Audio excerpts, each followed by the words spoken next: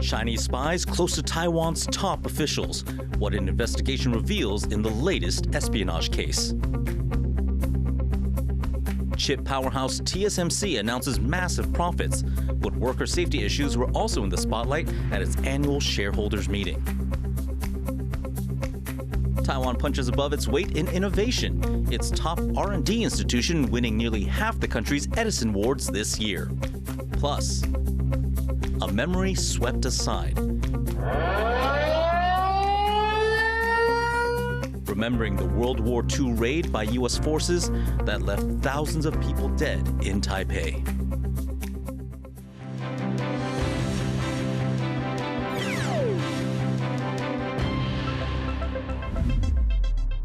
Good evening and welcome to TaiwanPlus News. I'm Eric Gao.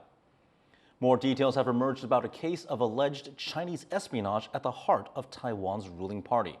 In May, the Democratic Progressive Party expelled 5 members accused of spying for China. The information they shared reportedly included President Lai Ching-te's international itinerary and Vice President Bi Khim-hsiao's phone number. For more on this, we are joined by Louise Watt from our newsroom in Taipei. Louise, what do we know about the material that was allegedly handed over?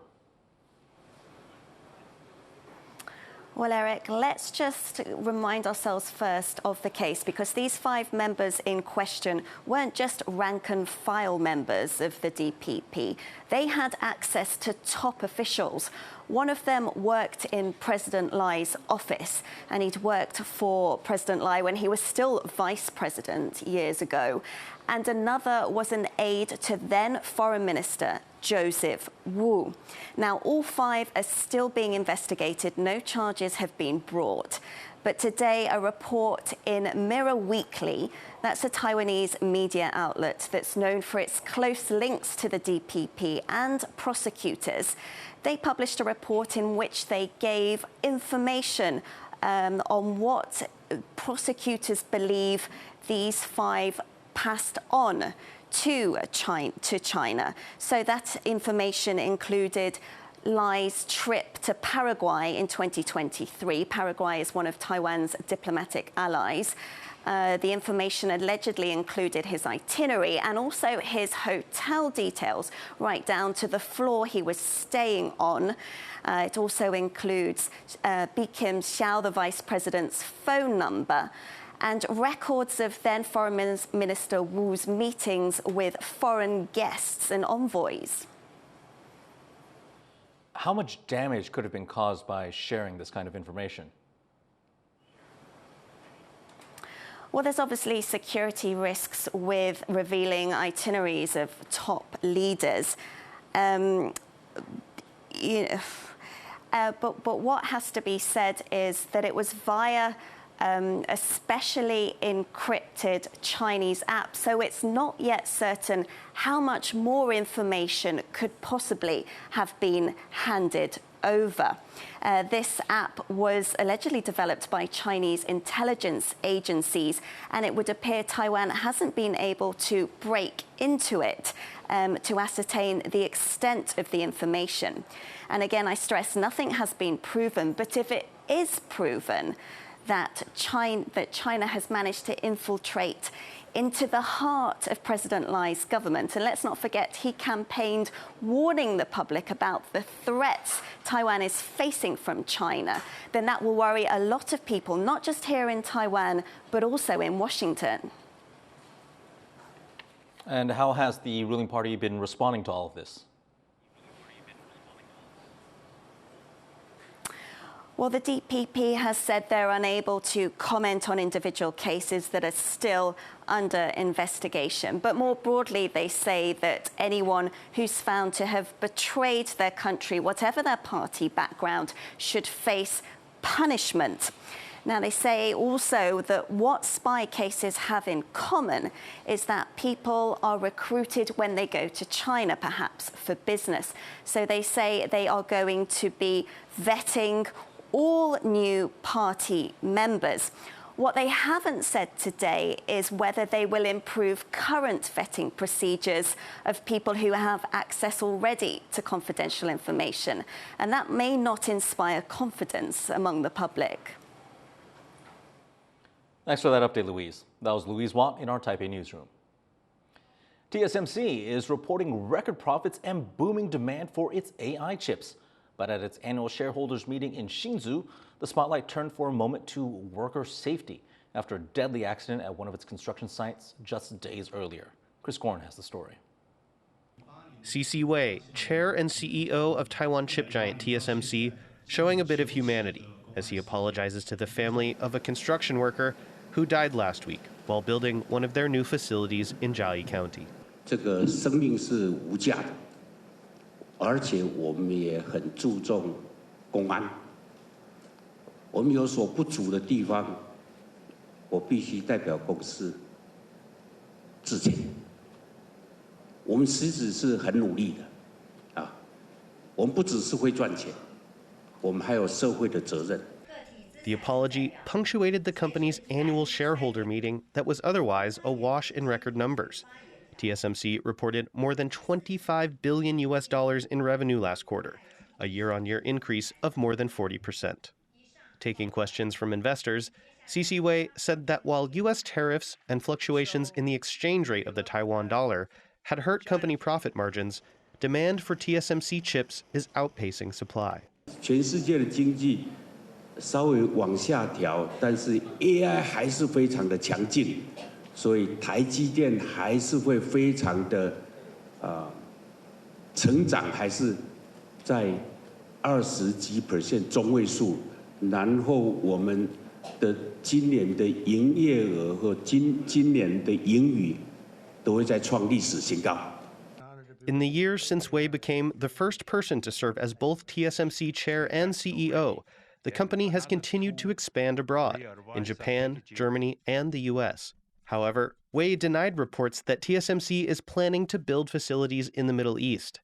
That's as one of the company's main customers, NVIDIA, is making deals to build some of the world's largest data centers in that region. But Taiwan's largest company is not without controversy.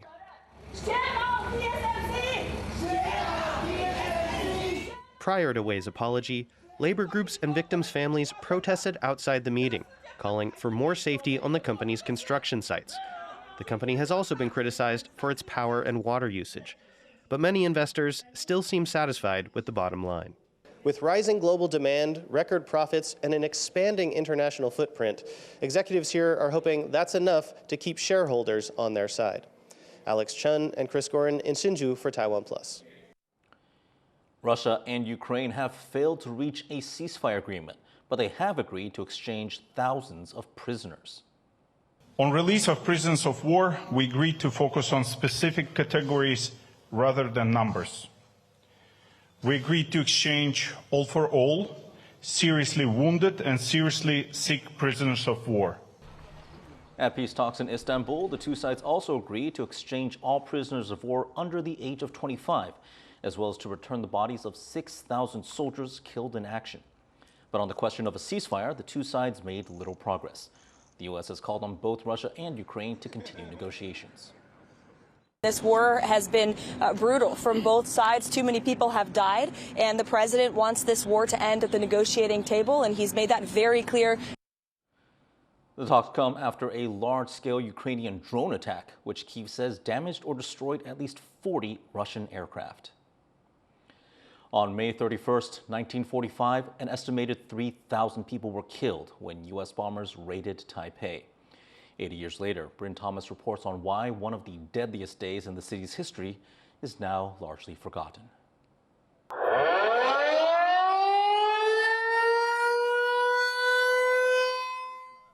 In the closing months of World War II, Taipei was in ruins. A massive Allied bombing raid had ravaged the city at the end of May 1945. Even now, 8 decades later, some who witnessed the attacks still remember them vividly.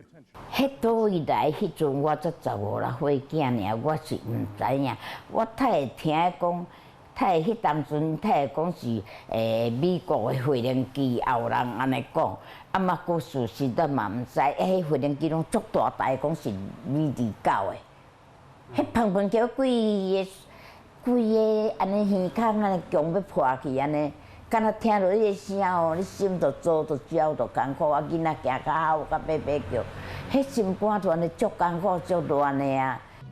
The raid would prove to be the largest to hit Taiwan during the war, killing an estimated 3,000 people in a single day.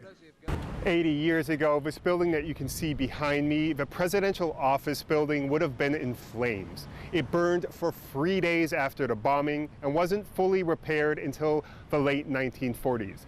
Now, just north of here, Taipei Rail Station, a key transportation hub, was also hit.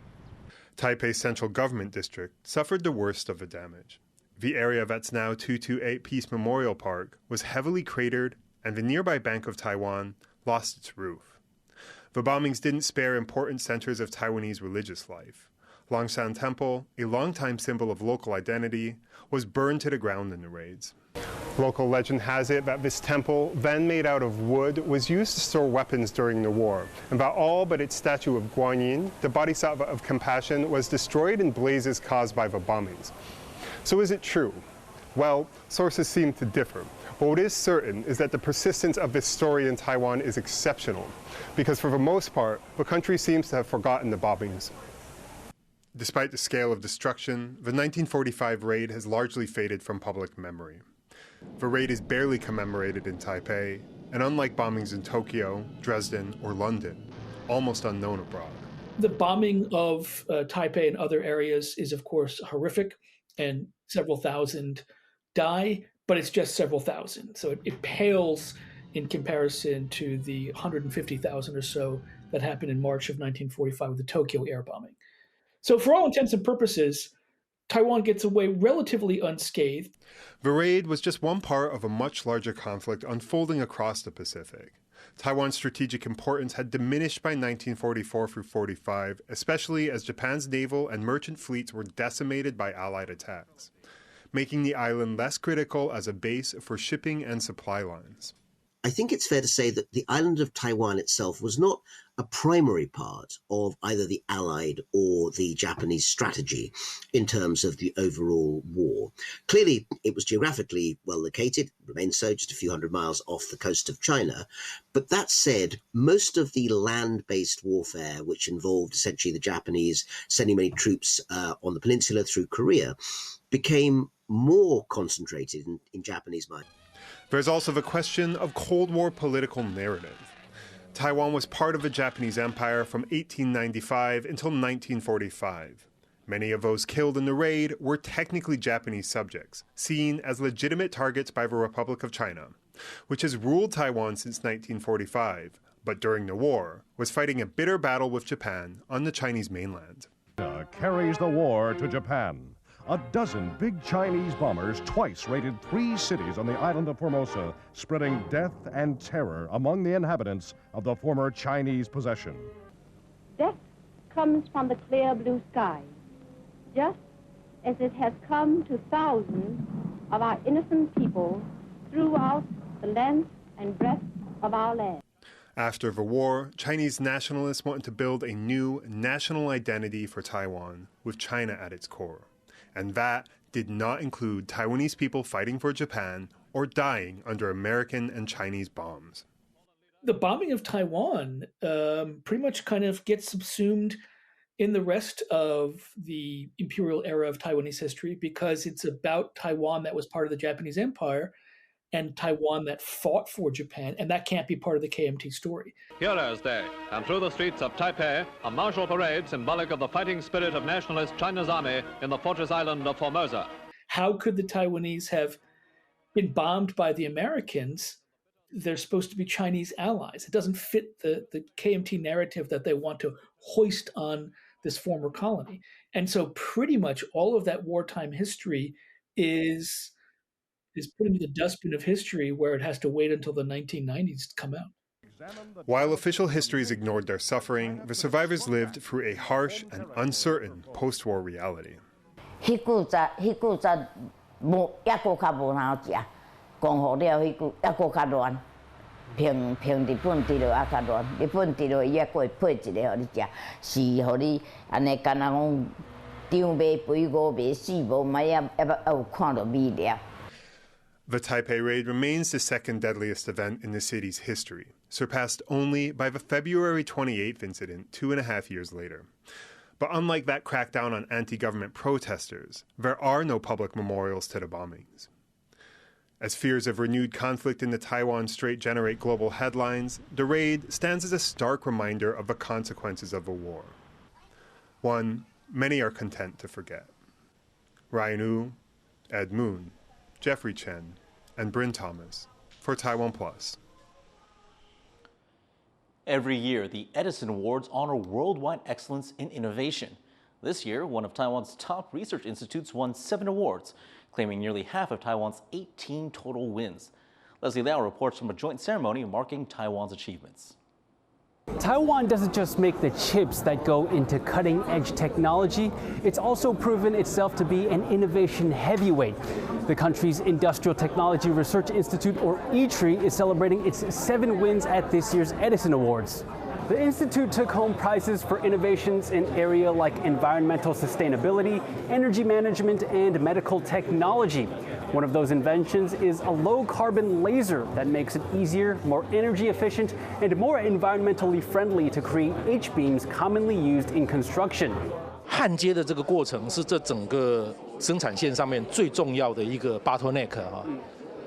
我们现在如果改成是雷射焊接的话，产数是5倍。 One of the top-rated ITRI innovations at the Edison Awards this year is an underground leak detection system. It uses AI and sound waves to find leaks in underground plumbing systems. It's hailed as a game changer because traditional leak detection is a labor-intensive and highly specialized skill. And that's not to mention its role in saving scarce water resources. 我们全台湾其实这种专业的人力大概就是80几个。 他要检测全台那种6万多个管线自来水管就6万多管线，他要每年一巡其实2年一巡是最好的，可是他巡检不完。 ITRI isn't the only Taiwan institution that's won at this year's Edison Awards. Institutes like National Taiwan University and the Taiwan Textile Research Institute also took home prizes as well, proving that Taiwan's not only behind the components that go into groundbreaking innovations, but it's also very much an innovator in and of itself. Patrick Sun and Leslie Liao in Taipei for TaiwanPlus. In a major step for Taiwanese space exploration, the country is set to make its first mark on the moon with a device made by university students.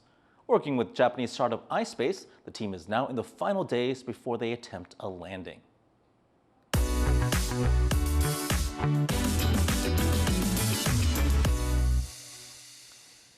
As we count down to the lunar landing, here's a clip from TaiwanPlus's new show, Small Island, Big Ideas, which is all about Taiwanese innovation helping to solve global problems. In this segment, Joyce Sun meets the people behind the country's first moon probe. 3, 2, 1, ignition. iSpace's new lander, called Resilience, was one of 2 landers to go up on a SpaceX Falcon 9 rocket from the Kennedy Space Center in Florida.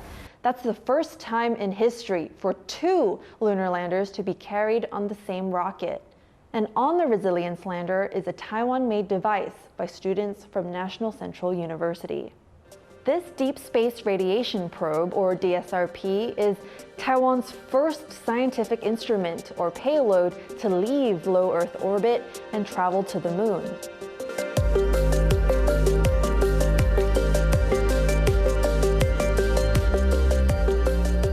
Before launch day, I went to the school to meet Zhou Yixuan. She's one of the students who created the DSRP. And I also met with Dr. Lauren Chang, the professor who oversaw the project. The important thing I think that we play in academia is we oftentimes have the leeway and the need to take risks that other organizations, whether we're talking about corporations or government agencies, might not be able to or might not want to. It was clear that they had a momentous task on their hands for Taiwan's scientific history. In Taiwan, we've built a lot of payloads and small satellites for use in low Earth orbit, below 2,000 kilometers altitude. where most spacecraft are.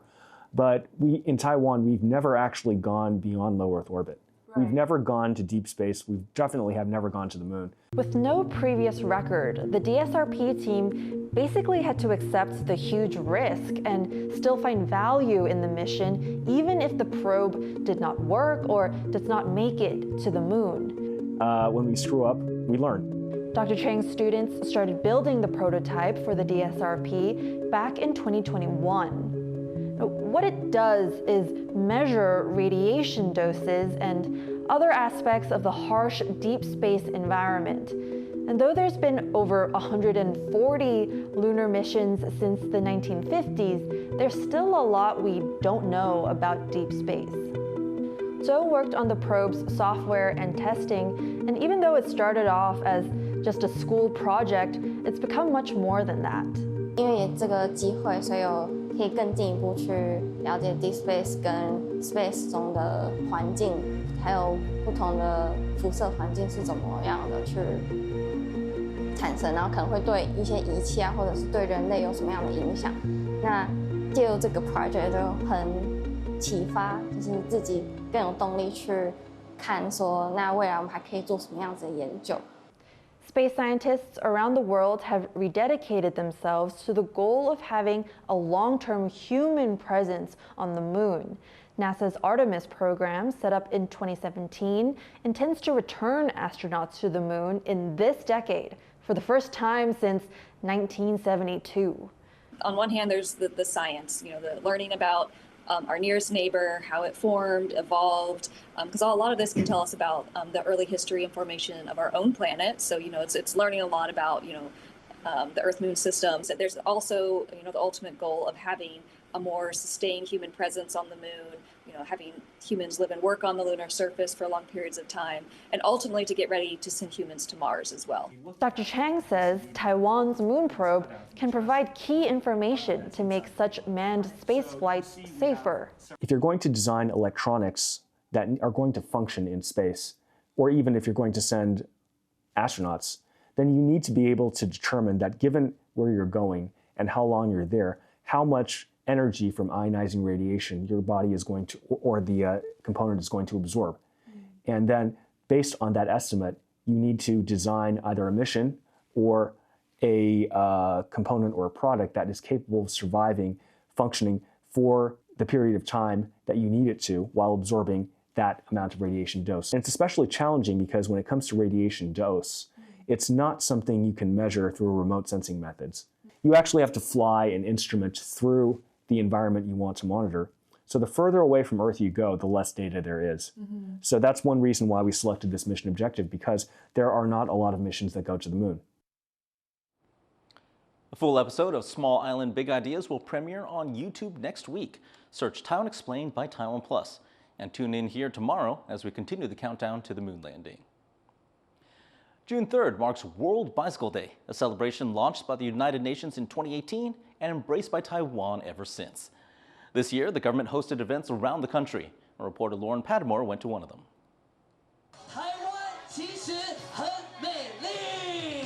Taiwan's often called the cycling capital of Asia, and here on Taiwan's east coast, 150 eager cyclists are proving that title true, setting off for a group ride in the early morning at just one of the many government-run events marking World Bicycle Day.